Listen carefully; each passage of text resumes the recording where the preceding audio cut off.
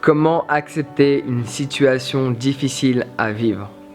Alors c'est quelque chose que l'on a tous déjà vécu, vrai? À un moment donné de notre existence, on a été confronté à certaines personnes, certains événements ou certaines situations extrêmement difficiles à vivre. Et des situations que l'on ne pouvait pas contrôler. Et pourtant, on s'est obstiné à vouloir les contrôler. Par ce fait, on a souffert. Parce qu'on n'arrivait pas à accepter ce qui était. On n'arrivait pas à accepter l'instant que l'on vivait. On n'arrivait pas à accepter notre réalité. Alors, je tiens à le préciser, si tu peux changer la situation, fais tout ton possible pour la changer. Et je suis le premier à le faire. J'ai tendance à ne pas lâcher l'affaire. Par contre, parfois dans la vie, on est confronté à certaines choses que l'on ne peut pas changer. Les sentiments de quelqu'un, le décès d'un être cher, où la vie nous positionne dans une situation plutôt inconfortable et on n'a aucun contrôle dessus. Et à ce moment-là, tu as le choix. Soit tu acceptes la situation et tu vas mieux, happy days, soit tu ne l'acceptes pas et tu continues de souffrir. Quel est ton choix? Parce que les cartes ont été et seront toujours entre tes mains. Laquelle tu tires dépend uniquement de toi. Alors personnellement, il y a quelques jours de ça, j'ai vécu des événements, surtout un événement difficile à accepter. Mais avant tout, cette difficulté, la manière que j'ai de l'apercevoir va être différente chez toi. Parce que ce que tu perçois comme étant difficile, je vais peut-être le percevoir comme étant simple à vivre. Ouais. Et inversement, ce que je perçois comme étant difficile à vivre, tu vas peut-être me dire « Ah mais Jean, mais c'est tellement simple, j'ai la réponse déjà ». Tout simplement parce que ce que personnellement je vais percevoir comme étant difficile à vivre est relié par rapport à ma propre histoire. C'est pour ça que ça sert à rien d'essayer de se faire comprendre des autres. Parce que ta difficulté est reliée par rapport à ce que tu souhaites créer. Ta difficulté est reliée par rapport à ce que tu cherches à accomplir dans ta journée. Par rapport à cette personne que tu souhaites devenir. Et tu as cet événement, tu as cette situation. Et tu as l'impression que ça met un frein à tous tes projets. Tu as l'impression que ça t'empêche de te réaliser. Et donc du coup, tu commences à perdre tous tes moyens. Et tu ne veux pas accepter cette situation parce que c'est un obstacle. C'est un obstacle que tu ne peux pas contourner. C'est un obstacle que tu ne peux pas percer. Et donc du coup, tu commences à souffrir. Et c'est ok. Moi aussi, j'ai souffert. Quand je vais te raconter ma petite histoire, tu vas me dire, mais Jean, t'as souffert pour ça? Oui. Mais le plus important, c'est pendant combien de temps tu souffres? Est-ce que tu souffres longtemps? Ou quelques instants pour apprendre de cette souffrance? Donc comme tu le sais déjà sûrement, en ce moment même, je suis en Inde. Et je me trouve dans un ashram au milieu du désert, Hidden Oasis, ça porte bien son nom. Et il n'y a pas de réseau.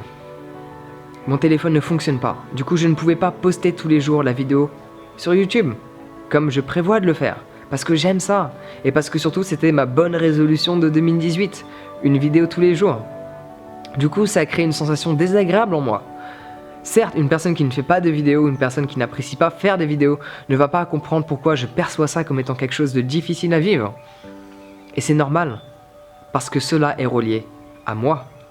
Donc dès que tu vois quelque chose comme étant difficile, n'essaie pas qu'une personne comprenne ta difficulté, parce qu'elle pourra sûrement pas la comprendre, parce qu'elle est reliée à ta propre histoire de vie. Elle est reliée par rapport à tes propres projets, ce que tu cherches à accomplir, ce que tu cherches à posséder, ou cette personne que tu souhaites devenir, et tu as l'impression que cette situation t'en empêche. Du coup, c'est difficile à vivre. Donc personnellement, je me suis trouvé dans cette situation, et je me suis dit, waouh, comment je fais? Parce que le premier village où j'arrive à capter, un tant soit peu, est à 40 minutes de voiture, sachant qu'il n'y a pas de taxi, il n'y a pas de voiture là où je suis, faut que je commande un taxi, faire l'aller-retour, c'est impossible. Du coup, je me sentais pas bien, parce que ce n'est pas ce que j'avais prévu. Et là, je me suis dit que j'avais le choix.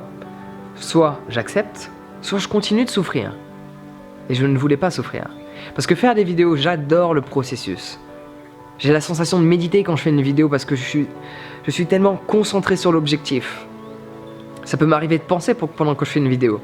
Mais la plupart du temps, je suis dans un état de flow. Les mots sortent d'eux-mêmes. C'est ça que j'aime en fait. Cet état méditatif que je peux avoir en faisant une vidéo. C'est pour ça qu'il y a plein de gens qui me disent J'arrive à ressentir ton énergie.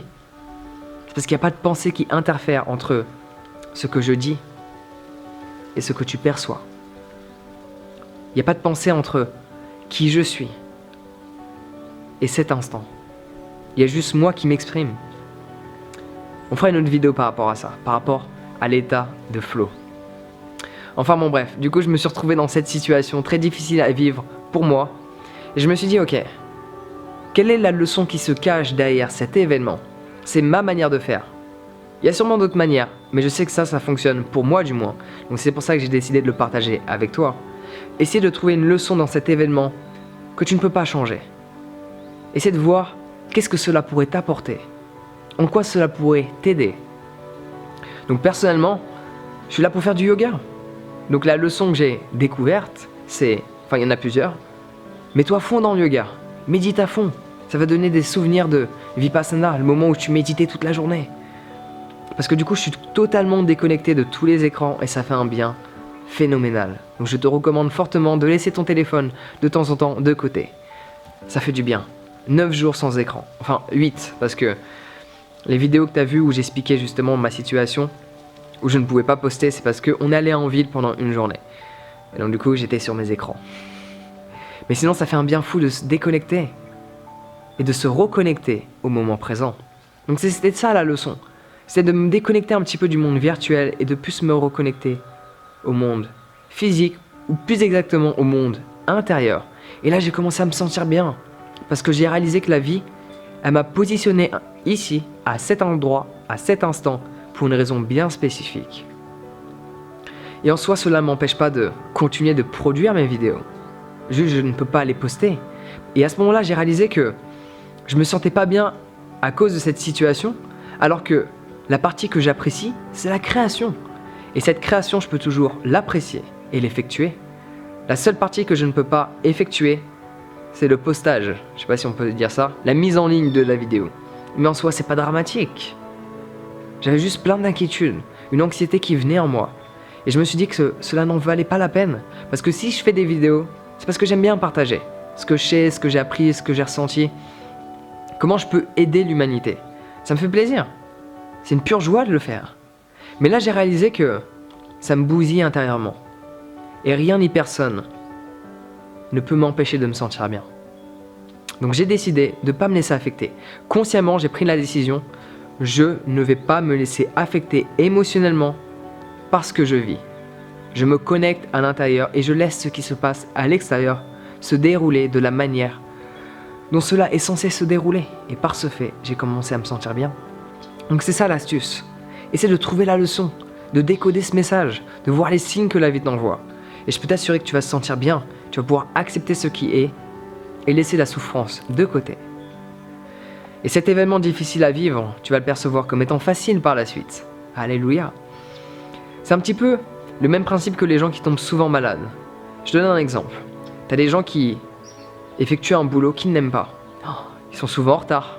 Ils oublient souvent des choses chez eux. Ils ratent le train. Plein d'événements qui font en sorte qu'ils ne soient pas présents à l'endroit où ils sont censés être présents par rapport à ce que leur patron leur dit. D'être à tel endroit, bosser pour telle personne, effectuer telle chose. Un boulot qu'ils n'apprécient pas. Ils ne se sentent pas en accord avec ce boulot. Cela ne correspond pas à leurs valeurs. Ils ne voient pas tous les signes que la vie leur envoie. Tous ces retards, tous ces problèmes pour aller justement effectuer ce travail-là. Et un jour, ils tombent malades. C'est comme si la vie t'avait envoyé plein de signes pour te dire « Fais un break, fais une pause, arrête-toi, écoute-toi, fais ce que t'aimes. » Mais ils n'ont pas écouté cela. Donc la vie a fait en sorte qu'ils tombent malades pour qu'ils puissent rester chez eux et ne pas effectuer quelque chose qu'ils n'aiment pas faire, qui n'est pas en accord avec qui ils sont au plus profond d'eux-mêmes. Donc à nouveau, c'est ma manière de percevoir les choses. C'est ton propre choix de adopter cette manière ou non dans ton style de vie. En attendant, ça m'aide à me sentir bien. Et je te recommande de l'adopter, mais à nouveau, la seule obligation que tu as, c'est celle que tu décides de créer. Donc cherche une leçon dans chaque chose que tu vois. Cherche une leçon dans chaque chose que tu expérimentes. Et ça va t'aider à aimer le processus dans lequel tu te trouves. Par ce fait, il n'y aura plus de ligne d'arrivée. Il n'y aura plus de choses à atteindre. et tu te sentiras bien constamment à chaque instant parce que tout ce que tu expérimentes est là pour aider à élever ton niveau de conscience, à élever ta conscience. C'est comme ça que je le perçois.